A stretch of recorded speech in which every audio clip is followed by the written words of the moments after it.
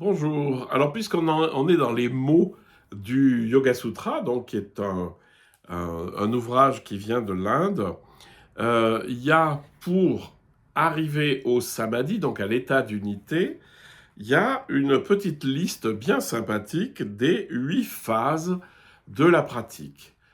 Alors, si on lit un peu intelligemment, on se rend compte qu'il n'y a que 7 phases, ou plutôt 7 moments, ou 7 lieux où on met l'attention, puisque le dernier, c'est pas une phase, le dernier c'est l'état. C'est l'état du samadhi, donc de l'unité. Je vais vous les mettre ensemble. Donc, les deux premières, c'est yama et niyama, c'est-à-dire les attitudes extérieures et les attitudes intérieures. Pourquoi est-ce que dans un processus spirituel, on nous parle des attitudes extérieures et intérieures? Eh bien, c'est simplement parce que ça revient vous visiter lorsque vous êtes dans un état apaisé, vous êtes dans un état profond, etc., de silence. Eh bien, si vous avez des attitudes extérieures pas justes, par exemple, si vous vous êtes mis en colère contre votre voisin ou votre voisine et puis que finalement vous lâchez pas le morceau, eh bien, cette colère va vous revisiter. Et en vous revisitant, vous allez de nouveau la nourrir, et en fait, ça va vous faire sortir de votre paix.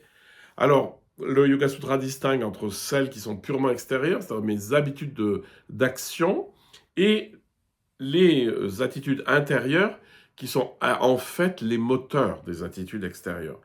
Et là-dedans, il y a tout ce que vous voulez, il y a toutes les grandes choses qui nous pourrissent la vie, la jalousie, la haine, etc. Et donc, ce qui nous dit le Yoga Sutra, c'est commencer par apaiser ça.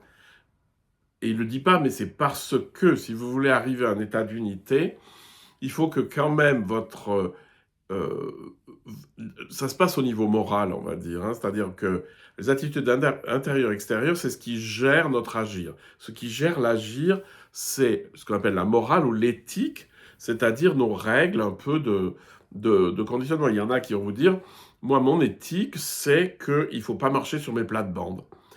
Alors, ça peut se passer à chez une personne, mais aussi à l'état d'un pays.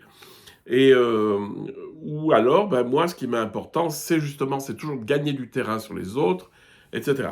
Donc ça, ça nous occupe, hein. Et donc on est sur au niveau de l'éthique, c'est-à-dire de la manière de gérer sa vie.